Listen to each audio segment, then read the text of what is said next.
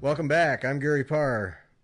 And I'm Christine Williams. And you are listening to Fiber Talk, that twice-weekly podcast for people who play with needles. This week, our guest is Orna Willis, returning to us. Hi, Orna. Hey, how are you guys? Welcome. Yes. Thank you. Good to be back. Yeah, good to have you back. Yeah, it's always fun to talk with you. And, okay, I've got questions right out of the gate, all right? Questions right out of the gate. Before, right. we had a topic we were talking about before we started recording. We'll get to that. In your store, I just one of these things has been bugging me. In your store, you are always offering ultra suede in all kinds of colors, and it looks like beautiful material. What for? What do people? Well, first of all, you can applique it, and I have some designs which I added ultra suede applique on top of the canvas. It has a beautiful effect. It has a nap, and it has a richness of color, and I think it works beautifully with the various threads that we work with. Secondly is for all of my cuffs or any of my jewelry, the backing I find the most beautiful and fun to put against your skin, against your body, is ultra suede. Oh. So all of my jewelry is backed with ultra suede. And for instance, the cuffs, if you match up the cuff with the color of ultra suede, and it does show, it's a beautiful combination. And plus, aren't they just gorgeous to look at? That's why I had to know, because it looks like absolutely beautiful material, and the colors are just vibrant. And yeah, that's why I had to know what you do with this stuff. Is it like a leather, a felt? What's it like? And I know I could buy some and then I'd know, but I didn't. So. Well, it's really interesting. It looks very much like suede, like, the backside of a leather suede. It's man-made. It doesn't have a weave. It has, two sides. One of them is a bit like fur. It has like a texture, and you can kind of run your hand and make it sort of like with velvet, where you run your hand and it becomes darker or lighter. It has the most amazing quality of, if you cut it, it doesn't unravel. So therefore, you don't need to hem it. Where you cut it is where it's going to be and where it's going to stay. And that's really fun, because it takes away those annoying things in sewing, like, hems and turning inside out and also such annoying stuff. You don't need to do that here. It's very sturdy. I had the most magnificent antique sofa that I had reupholstered in a chartreuse ultra suede color. It was crazy fun. And one day a friend poured red wine, spilled red wine on it, and we took a towel with some water and just kind of rubbed it off, and that's it. You can wash it, you can play tennis with it, you can do anything. So I can't say enough about ultra suede. You've got to try it, Gary. I guess so. Well, you always have it, and you're always promoting it, and so I figured there had to be some pretty good qualities to it. And okay, all right, now I've learned. Yeah, and the thing is that it's a very expensive material, and it's not easily available in small quantities and in many colors. Many places have minimums, and I'm talking about yards. So when you need, just to back a pin or a pendant or anything of that sort, and it's something that you might want to do often, you want a variety of colors and you want small quantities. So that's what I tried to offer in my ultra suede packs. Okay. Okay. So for me to just go somewhere and buy it, I'd end up buying a full yard somewhere. You would definitely have a hard time, number one, finding a big variety of colors, a large variety, and also, yes, being able to buy any small amount. And just to give you an idea, it usually runs between $50 and $80 a yard. So it's expensive. Oh. Yeah. And typically used for upholstery type things. So, you're going to have upholstery type colors. It's going to be browns, taupes, black, kind of boring, not very exciting colors. Yeah, so they do have different weights. They do have the upholstery weight, but they also have lighter weights, which back in the 70s, it was, it was the thing. I mean, yes, absolutely. Now, yeah, it was like ultra suede jumpers and vests.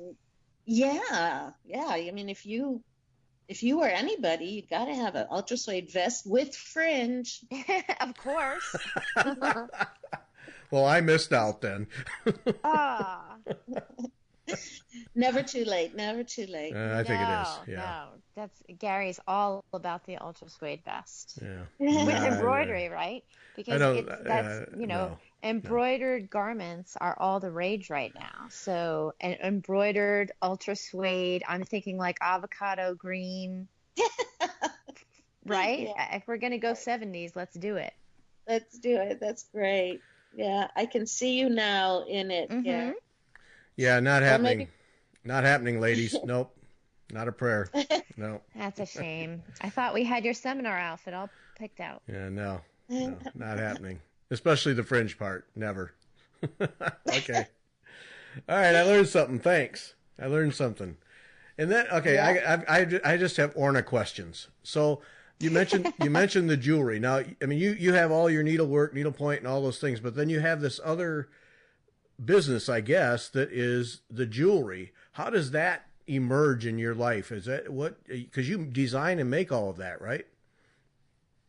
I do, yes. Ray, my assistant, who is great help and is very talented and artistic, I will make it and then she will pick it up and, together we'll make the various designs or quantities or whatever. So she technically is able and she helps me too. But yeah, I do it.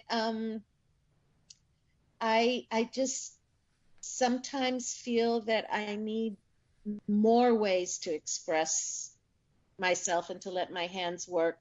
I love working with metal, and I've taken many classes. I've trained. I've done a lot of metal smithing, and so it's just a love of mine. It's not something that I spend as much time doing, but yeah, I enjoy it, and so I have to go back and forth, sort of, with my various loves.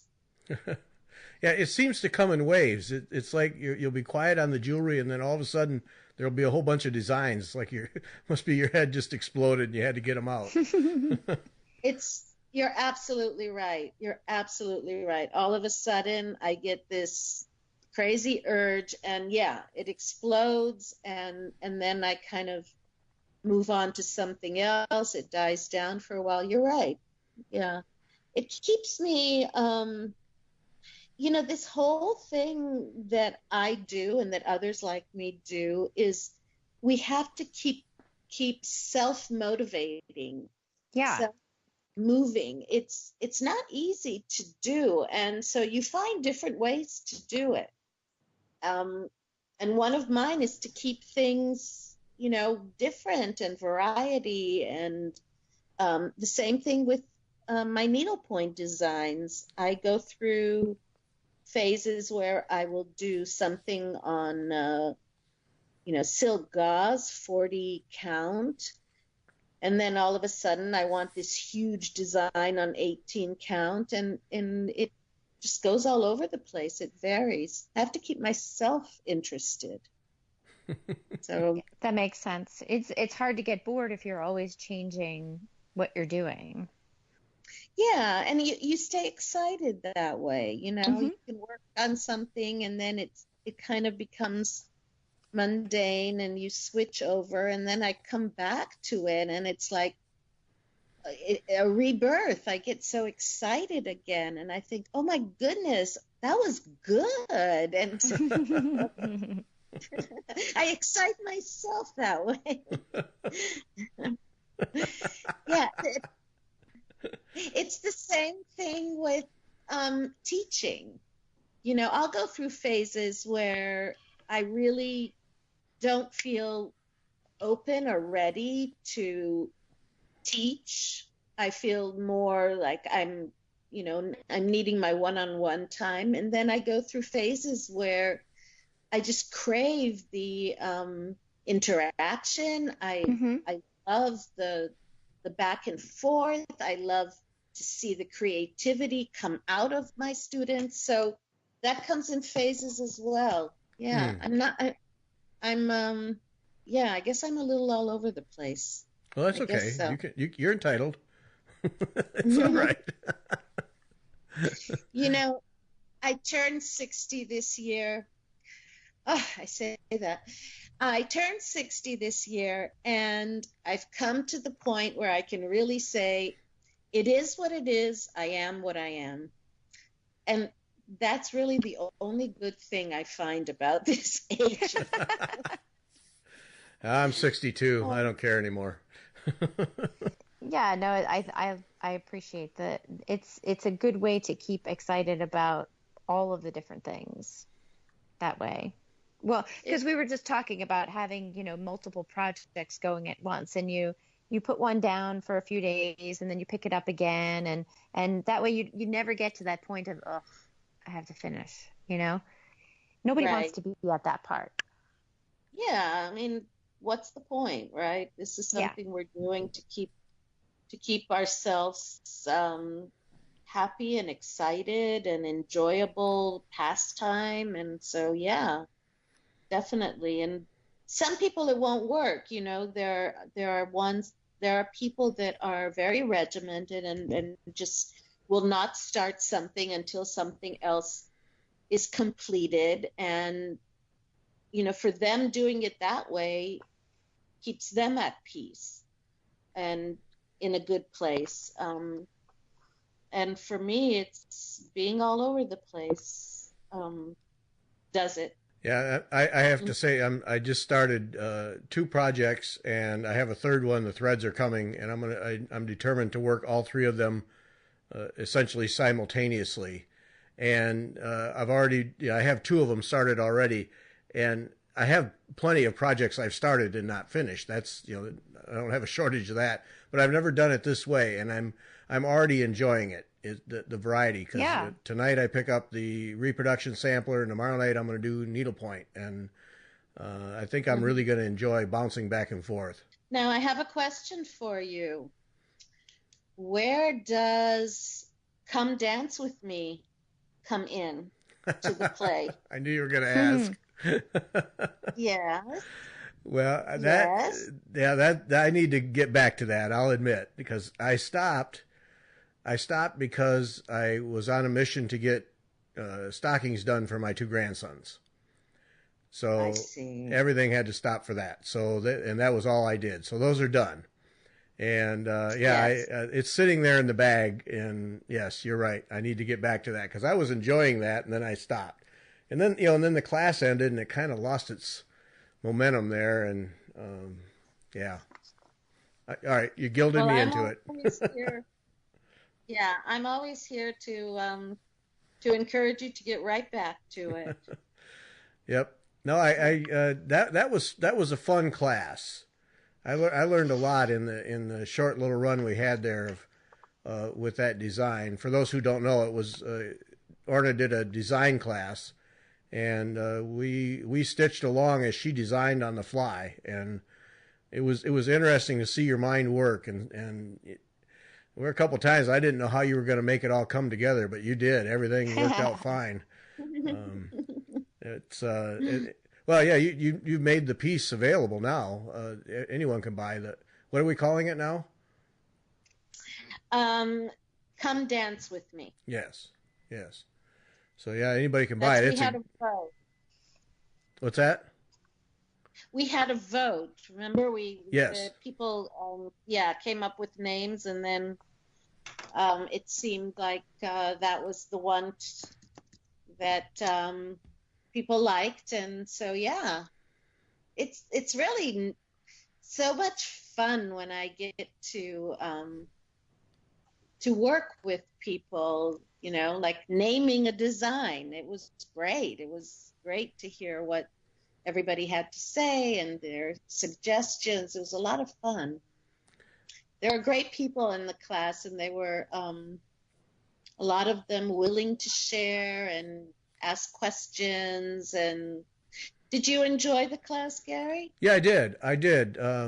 Even though I got behind, I enjoyed following, like I said, just following and watching how your mind worked and how you pieced it together. And there were the points where I thought, Orna, this is not going to happen. And then you would drop in the one or two elements that just tied it all in, and I just found that just riveting to watch that happen. So I enjoyed it a lot, and if life hadn't gotten in the way, I would have that piece done, because it really turned out beautifully. I mean, it's there's some good challenges in there and lots of nice colors and no lack of different threads. That's for sure. That's fun. Yeah. Yeah. Yeah. I was really happy, by the way, and this doesn't always happen, but I was really happy that at some point I got stumped. I just didn't know how to solve something, and I had really spent a lot of time and tons of variation, to the point where my canvas was just falling apart, from stitching and pulling out, and I wasn't going to compromise. So sometimes, I guess when nobody's watching, you can say, okay, I'm just going to let this happen. This is what it's going to be. But I really wanted to give you guys the best that I could do, and it was great, because there was a lot of reaction to the various options, and what was really cool was people, as the class went on, people got more and more confident in participating and giving their opinion. I don't know if you noticed that. Oh yeah, that was a standout part of it, because everybody was just shy at the beginning, and then people you would start to see that, and I thought that was a neat dynamic that was happening in the group. Yes. I think so. It was neat because of that, and it was neat because of people, starting to feel that they could see too, that they had a reaction, and because we would stop like mid-sentence almost, the design is here, what do I do next? Then it sort of just trying to solve little parts, and I think people saw that they had the ability to see options and to react to them, and I think that was part of what was really fun for me to see this happen, and hopefully for the students too.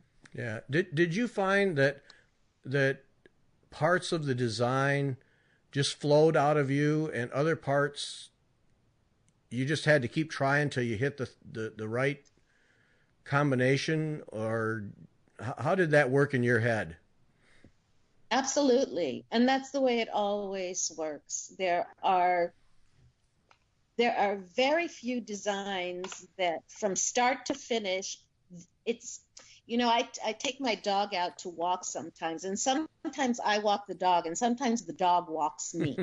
And she'll be running down the street, and I'm kind of like trying to keep up. So there are designs that do that they take me. Not many of them. Most of the designs I have to look, and try to determine which way to go. And sometimes it's very easy, and sometimes it's not. And I think this particular class, this particular design, I was lucky that I had a bit of everything, from flowing, no problem at all, to I'm going to pull my hair out. It was like the variety. But that sounds like that's what it's really like, though. It sounds like it's a realistic representation of what design is like. Absolutely. That's right. There was nothing in this class that was manipulated. It was all a true, honest peek into how I design. That's not, there's no formula. This is me. And you got to see it.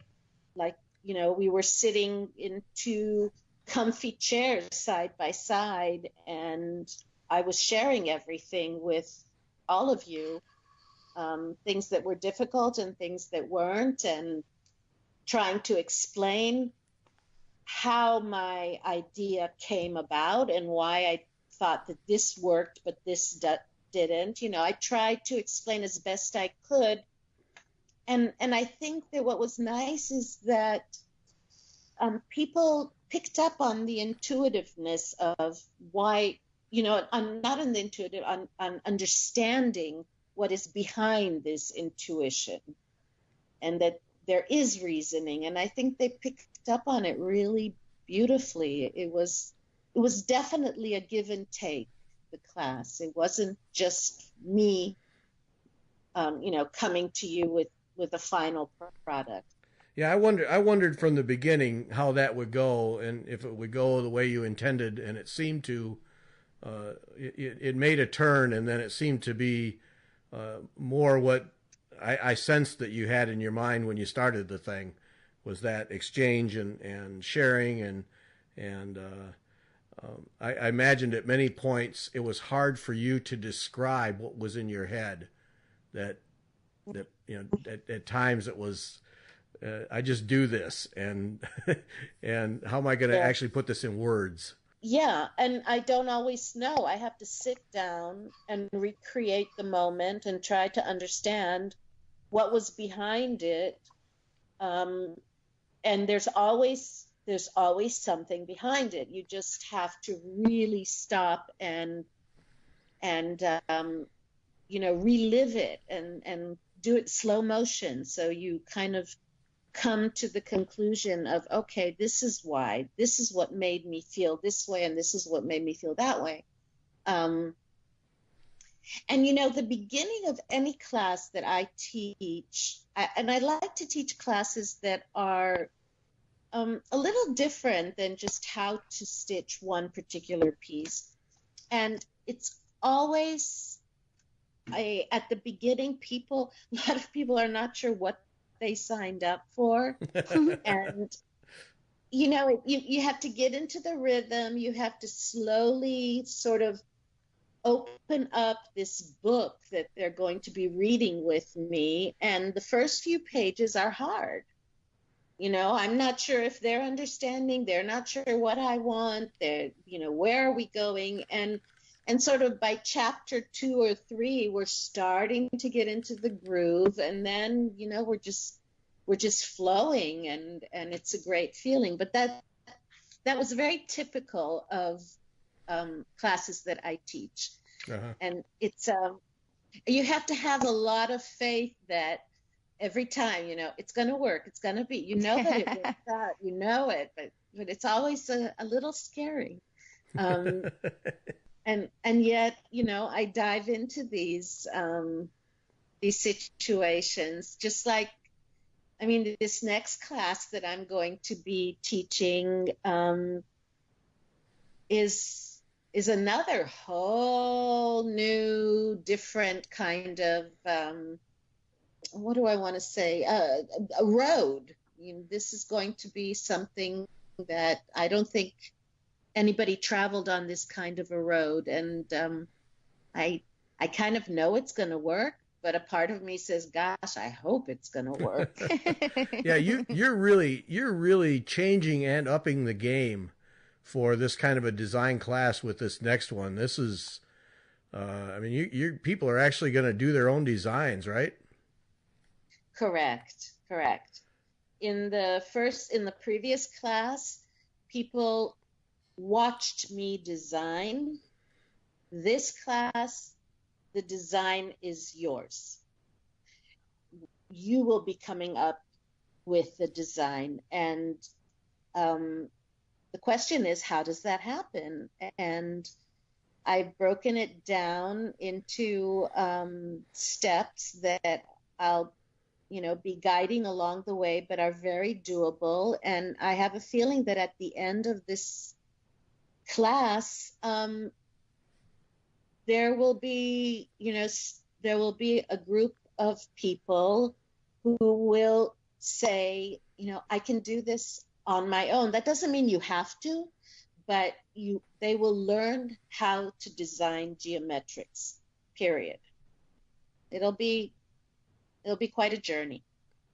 Yeah. That sounds exciting and terrifying, but exciting. Like that sounds very interesting, and interesting from the perspective of an instructor, because you're teaching a theory, but then you can't, especially if it's a distance class, you can't guide people specifically, right? Everybody's got to kind of do it on their own.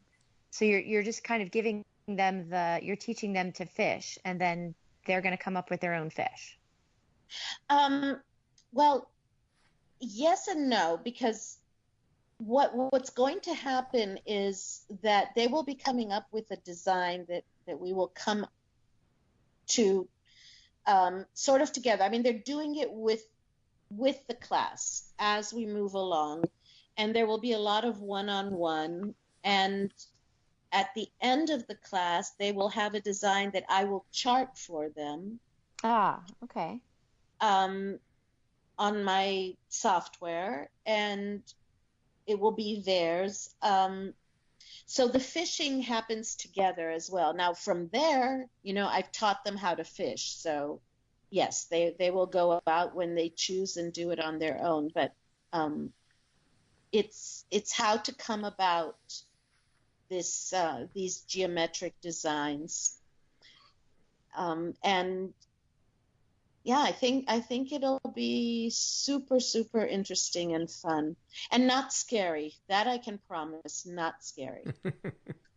Well, it's certainly something different in terms of a class. There's no doubt. I don't know that I've ever seen anybody try anything like this. I mean, you're literally, part of the kit is a sketch pad. For people who are wondering how basic or how down to the beginning does it get? Yeah, it looks like you're going to have them literally drawing on a sketch pad to figure things out. They're going to be actually drawing with watercolor on watercolor paper, and with these magnificent watercolor brush markers that are so fabulous and really make whatever it is that you're drawing look so professional. It's just, it's almost magical. But I'll tell you where this comes from. I keep going back, ages back, but remember when, I don't know if you remember, when there were only landlines. Yes. And you could not move away from the phone because there was a cord, and the cord was only so long. And yes.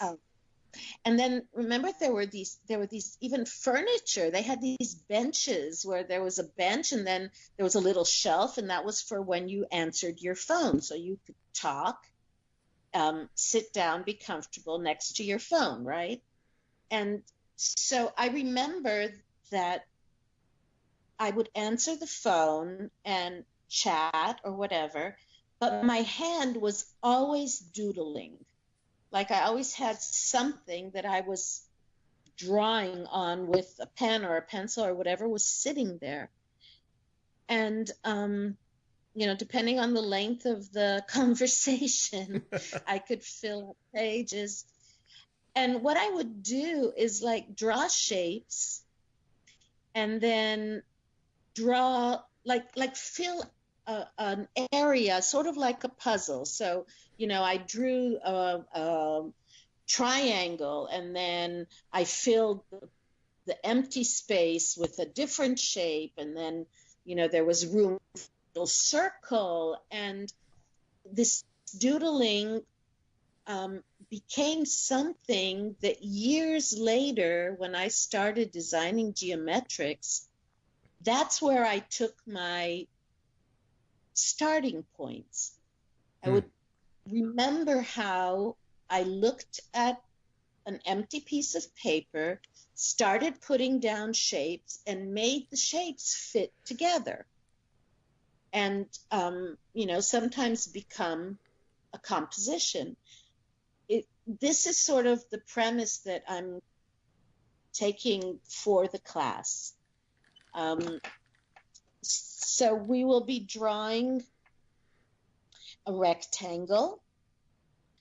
So we have a very specific shape. And with these watercolors, we're going to start filling the triangle with different shapes and make it all come together, and play around quite a bit with that with the watercolor. And then from there, we're going to translate these shapes into stitches. So if, for instance, you drew a circle, then what stitch would work as this circle? So, the obvious is a Jessica, right? Right. So you did the Jessica, and then next to the Jessica, you have these 4 rectangles. So what do you do with them? Could they be road stitches? Could they be cushion stitches? Should they just be basket weave? And you start working on each shape, interpreting it to stitches, and then you have this magnificent 45 different fibers to start playing around with the stitches that you come up with. And, eventually you're going to find a design that is the one you were looking for, and I will chart it for you. And we're going to do this in 6 months, and it's going to be fantastic. That really sounds phenomenal. Yeah. Yeah, sounds like, and the array of threads and colors that you've selected for this thing. Everybody's going to have about every combination they could come up with, I would think. Mm-hmm.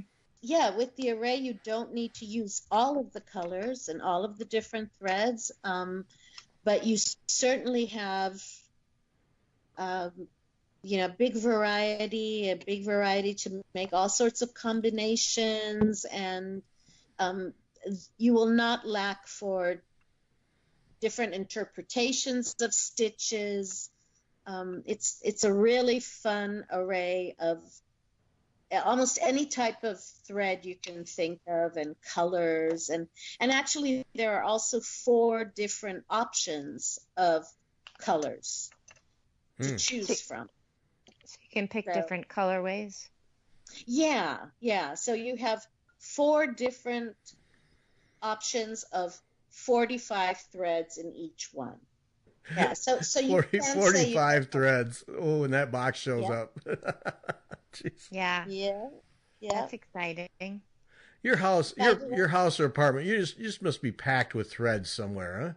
Well, right now, we are in a rental townhouse because we're building a house, and there's a finished basement, and it is lined with boxes of fibers. That's pretty much the best thing ever. It is fibers and beads and ultra suede and all around me. It's very, very yummy. Yummy. Okay. Yeah, you Okay. need to come back sometime.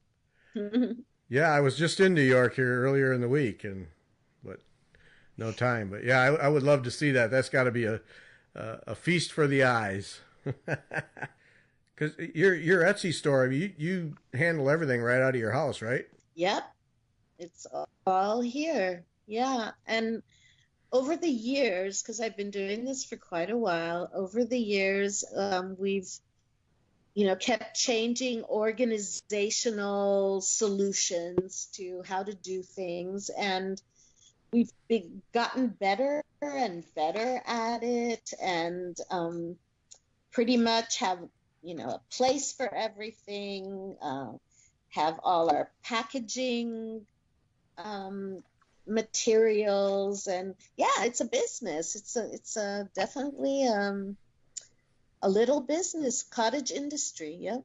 Mm-hmm. And you have one person that helps you? Yes, I have a wonderful assistant, Ray, who takes care of getting all the orders out, of ordering what we need in order to put the kits together. She takes care of all sorts of things. Really great, and also she's very artistic. She's very talented, so she can always give some input. She's learned how to stitch. She's now learning how to chart. Mm. So yeah, she's great. And she comes in every day in the morning till sometime midday. And in fact, today she came in the evening because somebody got hold of my credit card, and we needed to get a new card, and she came in to start inputting all the new credit card information everywhere. Oh, jeez. So, yeah, she does a lot of stuff. She's great. And what's really neat is I've known her for many years because she was Nina, my daughter. She was her babysitter when Nina was 4 years. Yeah. So it's like family. Yep. That's great. That's great. Yeah, there's no way I can't imagine you could do it without help, because at some point you wouldn't be able to stitch or design either one. Right. Yeah. Right. As it is, there's not enough time to stitch what's going through my mind. Yeah. So we do the best we can. Yep. Yeah. Yep. The Puerto Rico effort that you had, and I've forgotten how we say that. Coqui. Coqui. Coqui. Uh-huh. How did that go? Is that still obviously you can still buy the designs, but I thought that was a great idea for raising some money for to help in Puerto Rico. It was so gratifying. We raised $1,000. And what I one morning I thought of the idea that I would like to do something that, proceeds from the whatever it is go towards this relief effort. And to think that, it's not a ton of money, but it's $1,000 that, together with my fellow stitchers, we put together and sent off to help them. And I felt really good about it. When I thought of the idea, and that was great, but then I had to think of what the design is going to be. Yeah. And, I looked at the flag, which was way too detailed to interpret it as a needlepoint piece, and started reading about the country, and then came across this story of a frog, a native Puerto Rican frog uh, called Coqui. And the name comes from the sound that the frog makes. So in the evenings, all over Puerto Rico, you hear these frogs talking to each other, and male and female. And one of them says ko, and the other says ki. And that's what you hear. And if you ever Google it, Google to hear the Coqui frogs, it's exactly that. And you hear them, tons of them, all night long, talking to each other. Cookie, cookie, cookie. It's so marvelous. And so I happened to find interpretation of this frog that was done by native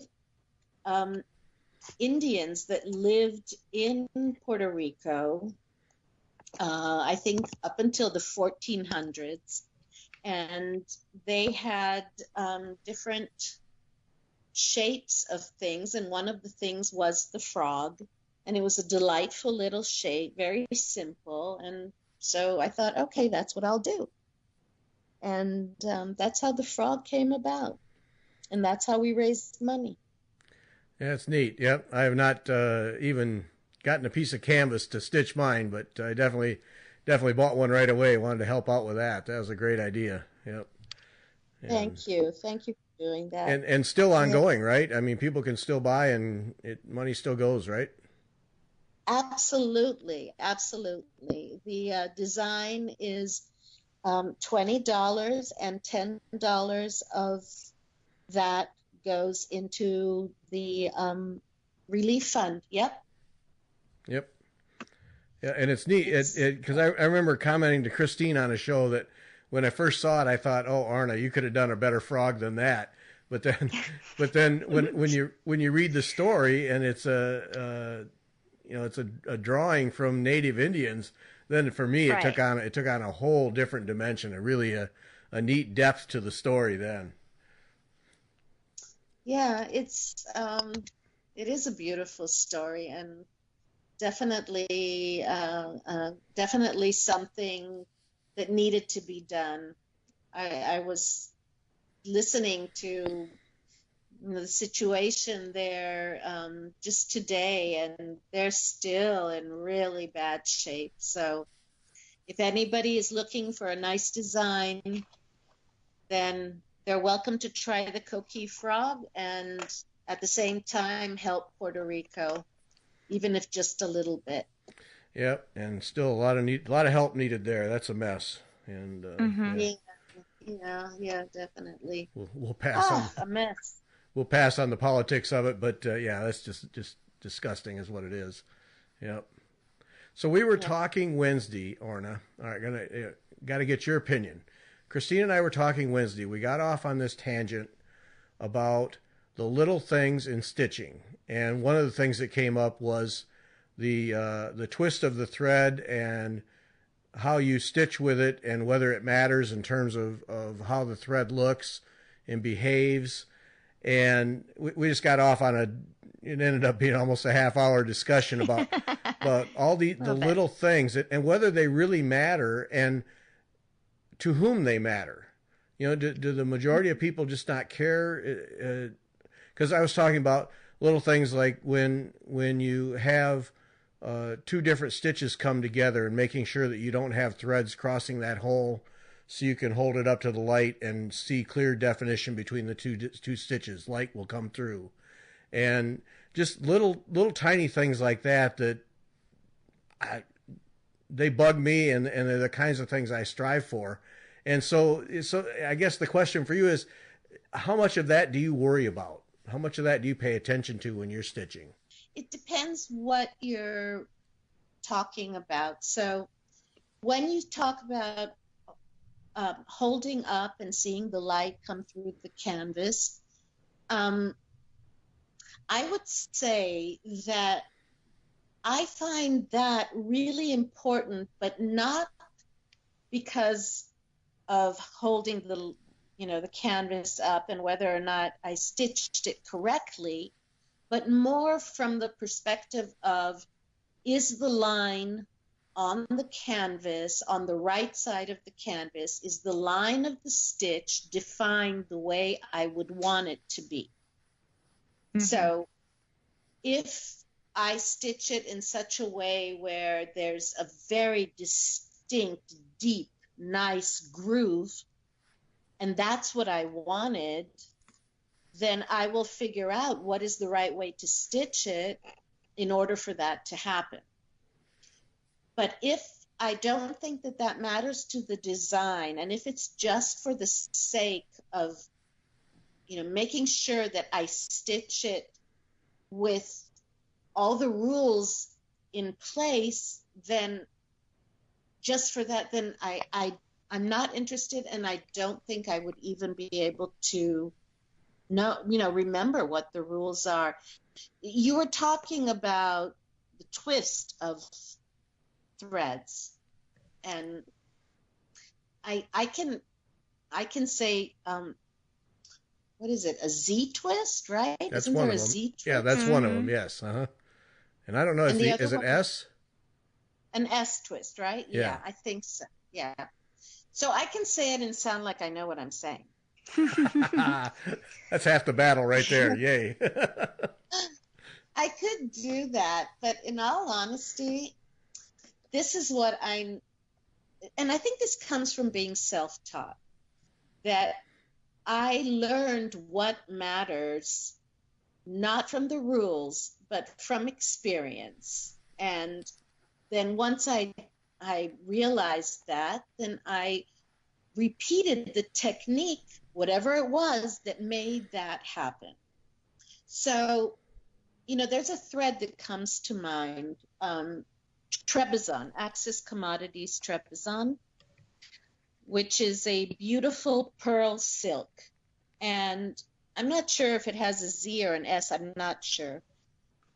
But I do know that there comes a time as I'm stitching with it where it slowly untwists and becomes sort of flat. It's no longer round. Do you know what I mean? Mm-hmm. Yeah. And when that happens, the effect on the canvas, the stitch begins to look different. So that would bother me, and I would probably end the thread, even if there might be, still a long length, and start a new one. So again, I guess what I'm saying is I only care about it in as much as it matters to the design and to the effect that I want to achieve.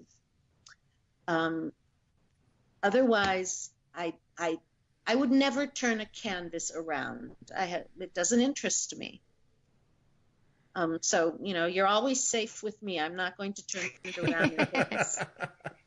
And it's funny because that's one of those things that I think people have very strong opinions about. Some people have said quite strongly that the back of your canvas matters, and it matters because it shows your attention to detail. And if you don't pay attention to the back of the canvas, and then the front won't look as nice.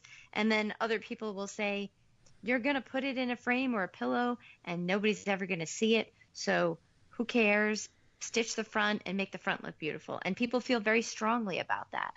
And it's funny that is one of the things that I think people have strong opinions about. And what I find as I'm stitching is what I'm finding I'm doing is thinking about how the piece is going to be used. So I have a piece that I'm doing that's a crewel piece that I'm going to make a pillow out of. So there are knots all over the back of that. And I don't care because it's going in a pillow. And you'll never see the knots. You'll never feel the knots. They're going to be invisible. And I know that it's going to be sturdy. So for me, it's more important that it's sturdy than pretty, right? And then there's other pieces that I know will be framed. So I want them to be smooth. So, they're not going to be bounced around or tossed or anything. So for those, there's no knots, but I'm trying to make it smooth and nice on the back. So I'm trying to think more functionally than rules, like you said. Yeah. I I mean I think that the people that find this very important um, have a good reason for that, in that they look at this more as technicians. Yes. So how technically do you make something happen? Um, because my background is art, I always think that, how much time do I or do people looking at my art spend thinking how technically I use the brush? Whether or how did whether I mixed the paints correctly, or I don't know, what my canvas is made of. So it's not that that's not right to look at that, maybe, but that's not what I'm trying to say. I'm trying to give you a finished piece that is my take on something. Right. An experience. Yeah, exactly. Exactly. And whether I got to this experience one way or another, I always think in terms of art, how many times has anyone tried to understand whether or not I used the tools, the brush or whatever, correctly? I don't think many times. I think usually they look at the finished piece and, respond to it. That's my take on it. There's certainly things that need to be done to make the stitched piece look its best on the front. But, just to the extent that that has a significance in the finished piece, I think. I think that it's interesting. There's a lot of resurgence of embroidery among younger women, in their teens, 20s, 30s. There's a lot of that happening, really fun, wacky stuff. And somehow that discussion does not come up with embroidery. That's interesting.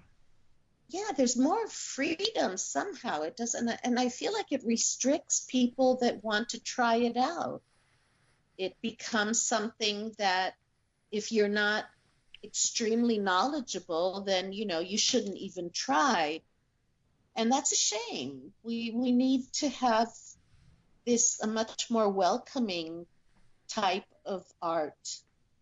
And, let people learn what's important to them over time, but allow them to do what they do, however they do it. And I think that's totally legitimate and worthy of encouragement. Yeah, I think that's the point is letting people do what pleases them, because for many people it's the art, it's the product, it's creating something that the finished product is the pleasing thing, and for other people it's the practice of it that's pleasing. So it's can you sit and stitch and create something where you can look at it and say, I did every part of that perfectly, and I'm proud of what I did because it's better than what I did yesterday. And so there's different elements of it that are providing different benefits to people at different times, right?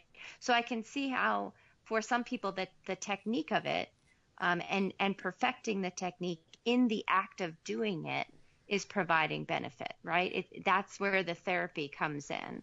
And for people, I'm not an artist, and I don't know if I'm a technician either, but for me, it becomes a little bit of each of those things. It's a little bit of producing something that I would be proud and feel happy to look at, but it's also a little bit of the act of doing the thing and doing it better than I did it the day before, and feeling a little bit of pride in that, right? And there's a little bit of soothingness in not just sort of slapdashing something together, but in perfecting the art and doing something repetitive. I think there's benefit to that as well. I think that's beautifully said. I couldn't say it better. I think that really encompasses both ways of, looking at it. The thing that is important is to respect either way and to welcome either way. Mm-hmm. Mm-hmm. Right? I agree. That's what's important. When I started designing, I was not easily accepted because I was not trained, and from start to finish, because I did not have any type of certification. It was sort of an uphill battle. Mm-hmm. I think today things are much more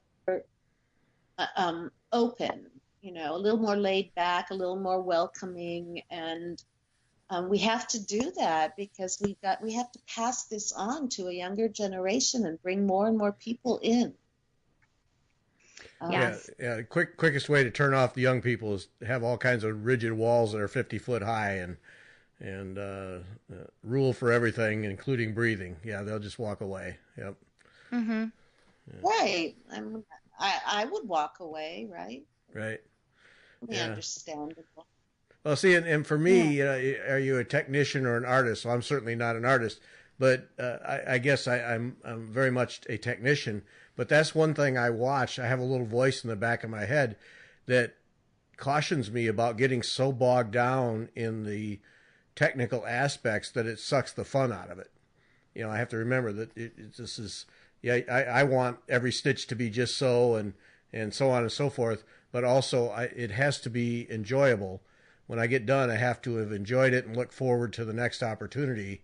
And so I'm always cautioning myself to not go overboard with my quest for perfection. But yeah.